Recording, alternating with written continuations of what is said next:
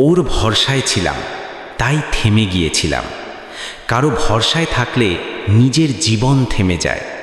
আমি ভেবেছিলাম ও থাকলেই আমি ঠিক আছি, ও সিদ্ধান্ত নেবে, ও পাশে থাকবে, ও সামলে দেবে। আমি অপেক্ষা করেছি দিনের পর দিন, নিজের স্বপ্নগুলো পিছিয়ে রেখেছি, কারণ ভেবেছিলাম ওর ভরসাতেই আমার ভবিষ্যৎ। কিন্তু একদিন ও চলে গেল, কোনো ঝড় নয়, কোনো ঘোষণা নয়, শুধু সরে দাঁড়ালো। আর তখন বুঝলাম আমি থেমেছিলাম। কারো উপর ভর করে দাঁড়ালে নিজের পা শক্ত হয় না।